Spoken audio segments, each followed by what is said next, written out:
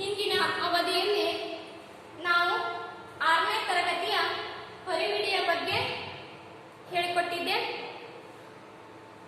ಈಗ ನೋಡ್ರಿ, ಈ ಅವಧಿಯಲ್ಲಿ ಸ್ವಲ್ಪ ಪರಿವಿಡಿಯನ್ನ ನಿಮಗೆ ನೆನಪಿಸ್ತೀನಿ ನೋಡ್ರಿ. 2020-21ನೇ ಸಾಲಿನ ಕರ್ನಾಟಕ ಸರ್ಕಾರ ಕೊರೋನಾ ವೈರಸ್ ಮಹಾಮಾರಿಯ ಸಲುವಾಗಿ ಪ್ರತಿಶತ 30ರಷ್ಟು ಪಠ್ಯ ಪುಸ್ತಕದಲ್ಲಿರುವ ಪಾಠಗಳನ್ನ ತೆಗೆದುಹಾಕಿದ್ದಾರೆ. ಅದ್ರ ಬಗ್ಗೆ ಒಂದು ಸ್ವಲ್ಪ ಹೇಳ್ಕೊಡ್ತೀನಿ ನೋಡ್ರಿ ಮಕ್ಕಳೇ. ಪರಿವಿಡಿಯಲ್ಲಿ ಮೊದಲನೇದಾಗಿ ಒಂದೇ ಭಾಗ ಪೂರ್ವ ಸಿದ್ಧತಾ ಪಾಠಗಳು ಅಂತೇಳಿ ಹಿನ್ನೆಲೆ ನಿಮಗೆ ಹೇಳಿಕೊಟ್ಟಿದ್ದೇವೆ ಡೀಟೇಲ್ಸ್ ಆಗಿ. ಇದರಲ್ಲಿ ಕೈ ಬಿಡುವಂತಹ ಪಾಠಗಳನ್ನ ಮಾತ್ರ ಹೇಳ್ಕೊಡ್ತೀನಿ. ಮೇ ಬಿ ಕ್ಯಾನ್ಸಲ್ ಆಗೋದು, ಹೌದಾ? ನೋಡ್ರಿ, ಇಲ್ಲಿ ಎರಡನೇದು ಚಿತ್ರ ನೋಡಿ ವಿವರ ಹೇಳು ಆಯ್ತಿಲ್ಲ, ಇದು ಕ್ಯಾನ್ಸಲ್ ಮಾಡಿದ್ದಾರೆ ನಿಮ್ ಸಿಲೆಬಸ್. ನೆಕ್ಸ್ಟ್ ಭಿತ್ತಿ ಪತ್ರ ನೋಡಿ ಘೋಷಣೆಗಳನ್ನು ಪೂರ್ಣಗೊಳಿಸು, ಇದು ಕೂಡ ಏನ್ ಮಾಡ್ಯಾರ, ಕ್ಯಾನ್ಸಲ್ ಮಾಡ್ಯಾರ. ನೆಕ್ಸ್ಟ್ ಎರಡನೇ ಭಾಗದಲ್ಲಿ ಕೂಡ ನೋಡ್ರಿ, ಒಂದೇ ಪಾಠವನ್ನ ತೋಳ ಬಂತು ತೋಳ, ಈ ಗದ್ಯ ಕೂಡ ಏನ್ ಮಾಡ್ಯಾರ, ಕ್ಯಾನ್ಸಲ್ ಮಾಡ್ಯಾರ. ನೆಕ್ಸ್ಟ್ ಎರಡನೇದು ಬಾ ಬೇಗ ಸೂರ್ಯ, ಈ ಪದ್ಯವನ್ನ ಕೂಡ ಏನ್ ಮಾಡ್ಯಾರ, ಕ್ಯಾನ್ಸಲ್ ಮಾಡ್ಯಾರ. ಆರನೇದು ನಮ್ಮೂರು ಕೆರೆ, ಇದು ಕೂಡ ಏನ್ ಮಾಡ್ಯಾರ, ಕ್ಯಾನ್ಸಲ್ ಮಾಡ್ಯಾರ. ನೆಕ್ಸ್ಟ್ ಏಳನೇದು ಪಂಚತಂತ್ರ, ಈ ಗದ್ಯ ಕೂಡ ಕ್ಯಾನ್ಸಲ್ ಮಾಡ್ಯಾರ, ಹೌದಾ? ನೆಕ್ಸ್ಟ್ ನೋಡ್ರಿ, ಇದು ಇಲ್ಲಿ 11ನೇದು ಏನೈತಿ, ಸಾಹಸಿ ಮೊನಾಲಿಸಾ, ಈ ಗದ್ಯ ಕೂಡ ಕ್ಯಾನ್ಸಲ್ ಮಾಡ್ಯಾರ. ಇದು 11ನೇದು ಸಾಹಸಿ ಮೊನಾಲಿಸಾ, ಇದು ಕೂಡ ಏನ್ ಮಾಡ್ಯಾರ, ಕ್ಯಾನ್ಸಲ್ ಮಾಡ್ಯಾರ. ನೆಕ್ಸ್ಟ್ ನೋಡ್ರಿ, ಪೂರಕ ಓದುದಲ್ಲಿ ಕೂಡ ಎರಡನೇದು ಪುಣ್ಯಕೋಟಿ, ಇದು ಕೂಡ ಏನ್ ಮಾಡ್ಯಾರ, ಕ್ಯಾನ್ಸಲ್ ಮಾಡ್ಯಾರ, ಹೌದಾ ಮಕ್ಕಳೇ? ಹಾಗಾದ್ರೆ ನಮ್ಗ ಇಷ್ಟು 30% ಕ್ಯಾನ್ಸಲ್ ಮಾಡಿದಂತಹ ಪಠ್ಯ ಪುಸ್ತಕ ಇದು. ಹಾಗಾದ್ರೆ ತೋಳು ಬಂತು ತೋಳ, ಬಾ ಬೇಗ ಸೂರ್ಯ, ಇವೆರಡೂ ಕೂಡ ಕ್ಯಾನ್ಸಲ್ ಆದಾಗ ನಾವು ಈಗ ಡೈರೆಕ್ಟ್ 3ನೇ ಗದ್ಯಕ್ಕೆ ಹೋಗ್ಬೇಕಿದೆ. ಯಾವತ್ತಂದ್ರೆ ಕೂಗುತ್ತಿದೆ ಪಕ್ಷಿ. ನೋಡಿ ಮಕ್ಕಳೇ, ಕೂಗುತ್ತಿದೆ ಪಕ್ಷಿ. ಕೂಗುತ್ತಿದೆ ಪಕ್ಷಿ ತನ್ನ ಅಳಲನ್ನ ಕೂಗುವ ಮೂಲಕ ತೋರಿಸಿಕೊಡ್ತಿದ್ದು ನೋಡ್ರಿ, ಯಾವ ರೀತಿಯಾಗಿ ಬರಡವಾದಂತಹ ಮರ ತನ್ನ ಆಶ್ರಯ ತಾಣವಾದಂತಹ ಮರವನ್ನ ಯಾವ ರೀತಿ ವರ್ಣನೆ ಮಾಡಿ ಕೂಗ್ತಾ ಇದೆ, ಜನರಿಗೆ ಒಂದು ತೋರಿಸ್ಕೊಡ್ತದ ಅನ್ನೋದು ಈ ಕೂಗುತ್ತಿದೆ ಪಕ್ಷಿಯಲ್ಲಿ ನಾವು ಈ ಕಥೆಯನ್ನ ನೋಡೋಣ. ನೋಡ್ರಿ, ಈ ಕಥೆ ನೋಡೋಕ್ಕಿಂತ ಮುಂಚೆ ನಾವು ಹೊಸ ಪದಗಳ ಅರ್ಥವನ್ನ ತಿಳ್ಕೊಳ್ಳೋಣ. ಇದು ಇದರಲ್ಲಿ ಕವಿ ಅಥವಾ ಕೃತಿಕಾರಕರ ಪರಿಚಯವನ್ನ ಬರುವುದಿಲ್ಲ, ಯಾಕಂದ್ರೆ ಇದು ಸಂಪಾದಿತ ಕೃತಿಕಾರಕರಿಂದ ತೆಗೆದುಕೊಂಡಂತ ಒಂದು ಭಾಗ. ನೋಡ್ರಿ ಮಕ್ಕಳೇ, ಹೊಸ ಪದಗಳ ಅರ್ಥ.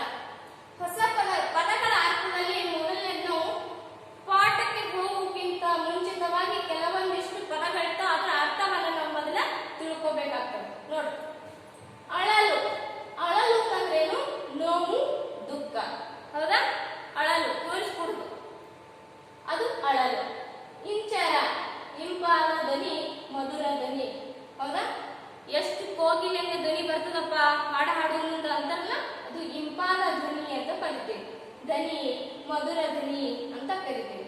ಋಣ, ಋಣ ಅಂದ್ರ ಸಾಲ, ಹಂಗು, ಋಣ, ಹೌದಾ? ಇಲ್ಲಿ ಸೈಡ್ ನೋಡ್ರಿ, ಅಭಿಮಾನ ಅಂದ್ರ ಹೆಮ್ಮೆ, ಹೆಮ್ಮೆಯಿಂದ ಹೇಳ್ಬೋದು, ಅಭಿಮಾನದಿಂದ ಹೇಳ್ಬೋದು, ಇದು ಹೆಮ್ಮೆ. ಉಲ್ಲಾಸ, ಉಲ್ಲಾಸ ಅಂದ್ರ ಆನಂದ, ಲವಲವಿಕೆ. ಕೊಂಗೊಳಿಸು, ಕೊಂಗೊಳಿಸು ಅಂದ್ರೆ ಕಣ್ಣಿಗೆ ಅಂದವಾಗಿ ಕಾಣು, ಕಣ್ಣಿಗೆ ಅಂದವಾಗಿ ಕಾಣು.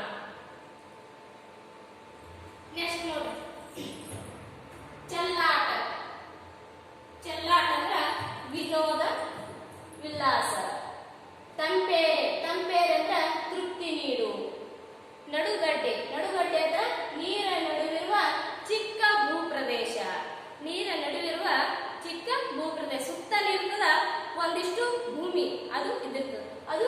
ನಡುಗಡ್ಡೆ ಅಂತ ಕರಿತೀವಿ. ನೀರು ಉಣಿಸು, ನೀರು ಹಾಕು. ಈ ಗಿಡಗಳಿಗೆ ನೀರು ಹಾಕ್ತಿಲ್ಲ, ಅದು ನೀರು ಉಣಿಸು. ಹೊಲ ಗದ್ದೆಗಳಿಗೆ ಹೋದಾಗ ನೀರು ಉಣಿಸ್ಬೇಕಾಗೈತೆ ಅಂತಾರಲ್ಲ, ಅದೇನು ನೀರು ಹಾಕು. ಪ್ರತೀತಿ ಅಂದ್ರ ಪ್ರಸಿದ್ಧಿ, ಜನನಿ, ಜನ ಜನಿತ. ಆಮೇಲೆ ಬಣ್ಣಗೆಡು, ಬಣ್ಣಗೆಡು ಅಂತಂದ್ರ ಕಳಹೀನವಾಗು, ಕಳೆದುಕೊಂಡು. ಬಣ್ಣ ಮುಗಿದ ಅಂತ ಹೇಳ್ತೀವಲ್ಲ, ಅದು ಇದು. ಮನೋಹರ, ಮನೋಹರ ಅಂತಂದ್ರ ಮನಸ್ಸಿಗೆ ಹಿತವಾದ, ಮನಸ್ಸಿಗೆ ಹಿತವಾದ. ಮಿರುಗು, ಹೊಳೆಯುವುದು, ಬಹಳ ಫಳಫಳ ಹೊಳಿತದ, ಮಿರುಗುತ್ತದ, ಮಿಂಚ್ತದ ಅಂತೇವಲ್ಲ, ಇದು ಹೊಳಪು. ಮೈದಳೆ, ಮೈದಳೆ ಅಂತಂದ್ರ ಆಕಾರ ಒಂದು ದೇಹ ಧರಿಸುವುದು. ಆಮೇಲೆ ಸ್ವರಗು, ಸ್ವರಗು ಅಂದ್ರ ಬಾಡು, ಕ್ಷೀಣವಾಗು. ತಾಣ ಅಂದ್ರ ನೆಲೆ, ಜಾಗ. ಸತ್ಕಾರ್ಯ ಅಂದ್ರ ಒಳ್ಳೆಯ ಕೆಲಸ. ಹೌದಾ? ಹಸಿರೇ ಉಸಿರು, ಹಸಿರೇ ಉಸಿರು ಅಂತ ನಾಣ್ಣುಡಿ. ಹಸಿರೇ ಉಸಿರು ಅಂತ ನಾಣ್ಣುಡಿ ಆಗ್ತದ. ಮರ ಗಿಡಗಳನ್ನು ಬೆಳೆಸಬೇಕು, ಅವು ಜೀವನಾಧಾರ, ಜೀವನಾಧಾರ. ಅವುಗಳಿಂದ ಜೀವ ಜಗತ್ತಿಗೆ ಏನ್ ಕೊಡ್ತದೆ? ನಮ್ಗ ಆಮ್ಲಜನಕವನ್ನ ದೊರೀತದ. ಇದು ನೆಕ್ಸ್ಟ್ ಇಲ್ಲಿ ನೋಡ್ರಿ, ಜೀವಕಳೆ. ಜೀವಕಳೆ ಅಂದ್ರ ಜೀವ ಪಡೆ, ಜೀವ ಹೊಂದು. ತೂರಾಟ, ಮೆಲ್ಲಕ್ಕೆ ಚಿಮ್ಮುವ ಆಟ. ನಯನ, ನಯನ ಅಂತಂದ್ರೇನು? ನಯನ ಅಂದ್ರ ಕಣ್ಣು, ನೇತ್ರ, ಅಕ್ಷಿ. ಹೌದಾ? ನೊರೆ ಅಂದ್ರ ಗುರುಗು, ನೊರೆ ಅಂದ್ರ ಗುರುಗು.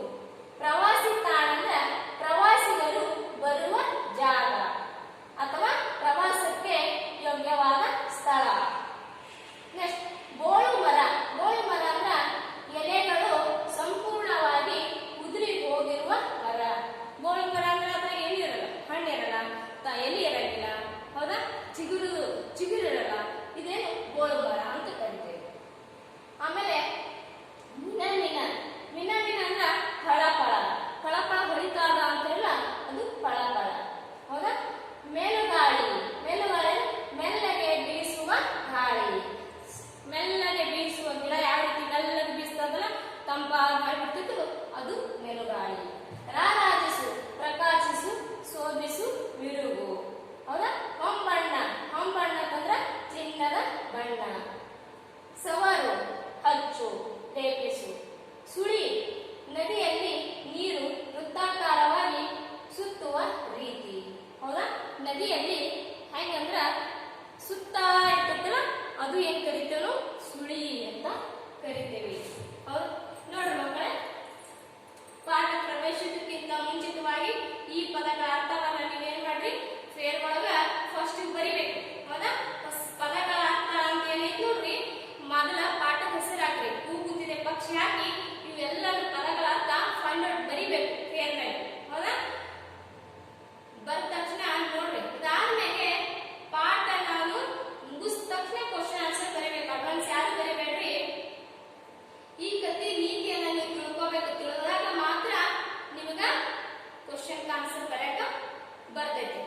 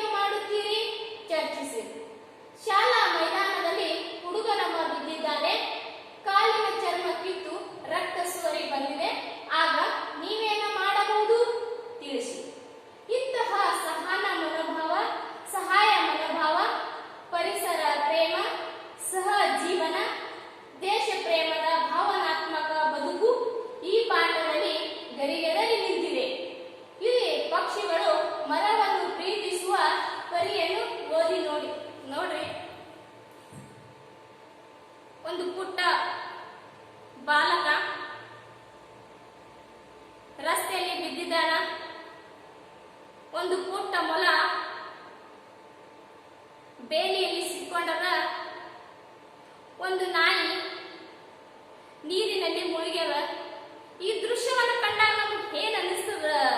ಹೌದಾ, ಏನ್ ಅನಿಸ್ತದ? ನಮ್ಮ ಹತ್ರ ಸಹಾಯ ಮನೋಭಾವ ಬರ್ಬೇಕು, ಸಹಾಯ ಮಾಡ್ಬೇಕಲ್ಲ ನಾವು ಅವರಿಗೆ. ಹೌದಾ, ಈ ಪುಟ್ಟ ಬಾಲಕ ರಸ್ತೆ ಮೇಲೆ ಬಿದ್ದದ ಅಂದ್ರೆ ಅದಕ್ಕೆ ಏನ್ ಮಾಡ್ಬೇಕು? ನಾವು ಎತ್ತಿ ಎಲ್ಲಿ ಬಡ್ಕೊಂಡಿರ್ತದ ಆ ಜಾಗಕ್ಕೆ ಏನ್ ಮಾಡ್ಬೇಕು? ಸ್ವಲ್ಪ ಒರೆಸಿ ಪ್ರಥಮ ಚಿಕಿತ್ಸೆಯನ್ನ ಕೊಡಬೇಕು. ಇದು ನಮ್ಮ ಮನೋಭಾವ, ಸಹಾಯ ಮಾಡುವ ಮನೋಭಾವ. ಈಗ ಮೊಲ ಬೇಲೆಯಲ್ಲಿ ಸಿಕ್ಕೊಂಡದಂದ್ರ ಅದಕ್ಕೆ ಯಾವ ರೀತಿ ಅದಕ್ಕೂ ಕೂಡ ಸಹಾಯ ಮಾಡುವ ಮನೋಭಾವ ನಮ್ಮ ಹತ್ರ ಬರಬೇಕು. ಹೌದಾ, ಈಗ ನೀರಿನಲ್ಲಿ ನಾಯಿ ಮುಳುಗ್ಯದಂದ್ರ ಅದು ನೀರಿನಿಂದ ಹೊರ ತರಬೇಕಾದ್ರ ನಾವು ಏನ್ ಮಾಡ್ಬೇಕಂದ್ರ ಸಹಾಯವನ್ನ ಮಾಡಬೇಕು. ನೀರನ್ನ ಪೋಲ್ ಮಾಡಬೇಕು, ಒಂದ್ ಕಡೆ ಹರಿಯಲು ಬಿಡಬೇಕು. ಹರಿಯಲು ಬಿಟ್ಟಾಗ ನೀರೆಲ್ಲ ಸವರಿದ ನಾಯಿಯನ್ನ ಮೇಲೆ ಎತ್ತಬೇಕು.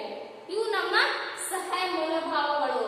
ಹೌದಾ, ಇದೇ ರೀತಿಯಾದಂತ ಇಲ್ಲಿ ಕೂಡ ತನ್ನ ಪಕ್ಷಿ ತನ್ನ ಕೂಗಿನ ಮೂಲಕ ಜನರಿಗೆ ಹೇಳ್ಕೊಡ್ತೈತಿ. ನಾವು ನಮ್ಮ ಆಶ್ರಯ ತಾಣ ಮನೆಯಲ್ಲಿ ಯಾವ ರೀತಿ ನಾವು ಮನೆ ಮಾಡ್ಕೊಂಡಿರ್ತೀವಿಲ್ಲ, ಹಂಗ ಇದನ್ನು ಕೂಡ ಪಕ್ಷಿ ಏನ್ ಮಾಡೈತಿ? ತನ್ನ ಮನೆಯನ್ನ ಎಲ್ಲಿ ಕಟ್ಕೋತದ? ಗೂಡು ಅಂತಂದ್ರ ಮರಗಳಲ್ಲಿ ಕಟ್ಕೋತದ. ಆ ಮರದಲ್ಲಿ ಕಟ್ಕೋಬೇಕಾದ್ರ ಮರದಲ್ಲಿ ಯಾವ ರೀತಿ ಅಂದ್ರ ಚಿಗಿರ್ಬೇಕು, ಹೂ ಕಾಯಿಗಳು ಬಿಡಬೇಕು, ಎಲೆಗಳು ಬಿಡಬೇಕು. ಈ ರೀತಿ ತಂಪಾದ ವಾತಾವರಣ ಇದ್ರೆ ಮಾತ್ರ ಅದು ತನ್ನ ಗೂಡನ್ನ ಕಟ್ಕೊಂಡು ತನ್ನ ಮಕ್ಕಳಿಗೆ ಆಶ್ರಯನ್ನ ನೀಡ್ತದ. ಹೌದಾ, ಇಲ್ಲಿ ಪೂರ್ತಿ ಏನಾಗೈತಿ? ಇಲ್ಲಿ ಒಂದು ಮರ ನೋಡ್ರಿ, ಪೂರ್ತಿ ಒಟ್ಟು ಈ ಮರ ಏನಾಗೈತಿ? ಪೂರ್ತಿ ಆದಂತ ಒಟ್ಟು ಒಣಗಿ ಬಿಟ್ಟದ. ಆ ಮರದ ಒಣಗದಾಗ ತಾ ಎಲ್ಲಿ ಕೂಡಬೇಕು ಅನ್ನೋದು ತನ್ನ ಕೂಗಿನ ಮೂಲಕ ಜನರಿಗೆ ಹೇಳ್ಕೊಡುತ್ತದ. ಅದಕ್ಕೆ ಕೂಗುತ್ತಿದೆ ಪಕ್ಷಿ ಅಂತೇಳಿ ಪಾಠದ ಹೆಸರನ್ನ ಹಚ್ಚಾರ. ನೋಡಿ, ಇದು ಸವಿಸ್ತಾರವಾದಂತ ಕಥೆಯನ್ನ ನೋಡೋಣ. ಕೃಷ್ಣೆ ಮೈದುಂಬಿ ಹರಿಯುತ್ತಿದ್ದಾಳೆ. ಅವಳ ಬೋರ್ಗರೆತ ತೂರಾಟ, ಚಲ್ಲಾಟ, ಹರಿಯುವ ಓಟ, ನಯನ ಮನೋಹರ. ಬೆಳ್ಳನೆ ನೊರೆ ಬಲು ಚಂದ, ಸುಳಿಗಳಲ್ಲಿ ಸುತ್ತುವ ನೀರು ಸೊಬಗೇ ಸೊಬಗು. ಬೆಳಗಿನ ಎಳೆ ಬಿಸಿಲಿನ ಹೊಳಪಿನ ಮಿನಮಿನ ಮಿನಗುವ ನದಿ ಬಲು ಚಂದ. ಸೂರ್ಯನ ಹೊಂಬಣ್ಣದ ಕಿರಣಗಳು ನದಿಯ ಮೇಲೆ ಬಿದ್ದಿವೆ. ಅಲ್ಲಿ ಹನಿ ಹನಿಗೂ ಮುತ್ತಿನ ಮಣಿಯ ರೂಪ. ಅಬ್ಬಬ್ಬ, ಅದೆಷ್ಟು ಸುಂದರ! ನೋಡ್ರಿ ಎಷ್ಟು ಚಂದ ಅನಿಸ್ತಲ್ಲ. ಹೌದಾ, ಇಲ್ಲಿ ಕೃಷ್ಣಾ ನದಿ ತುಂಬಿ ಹರಿತಾ ಇದ್ದಾಳ. ಅವಳ ಬೋರ್ಗರೆತಂದ್ರ ಹರಿಯುವುದ ವೇಗ. ಹೌದಾ, ತೂರಾಟಗಳು, ಚಲ್ಲಾಟಗಳು. ಅವ್ ಕಣ್ಣಿಗೆ ಯಾವ ರೀತಿ ನಯನ ಅಂತಂದ್ರೆ ನಿಮ್ಗ ಪದಗಳ ಅರ್ಥದಲ್ಲಿ ಹೇಳಿದ್ದೆ. ನಯನ ಅಂತಂದ್ರೇನು? ನೇತ್ರ, ಅಕ್ಷಿ. ಹೌದಾ, ಕಣ್ಣು. ಈ ಕಣ್ಣಿಗೆ ಏನ್ ಚಂದಾಗಿ ಕಾಣ್ತದ, ರೋಮಾಂಚಕವಾಗಿ ಕಾಣ್ತದ ಅಂತೇಳಿ ಹೇಳ್ತಾರ. ನೋಡ್ರಿ, ಬೆಳ್ಳನೆ ನೊರೆ ಬಲು ಚಂದ. ಬೆಳ್ಳನೆ ನೊರೆ ಅಂದ್ರೆ ಬುರ್ಗ. ಮ್ಯಾಗ ನೀರ ದುಮಿಕಿ ಹರಿದಾಗ ಅಲ್ಲಿ ಹೆಂಗ್ ಬರ್ತದಂದ್ರ ಮ್ಯಾಗ ಗುಳಿ ಗುಳಿ ಗುಳಿ ಬರ್ತಿರ್ತಾವ. ಅದು ಏನು? ಬಲು ಚಂದ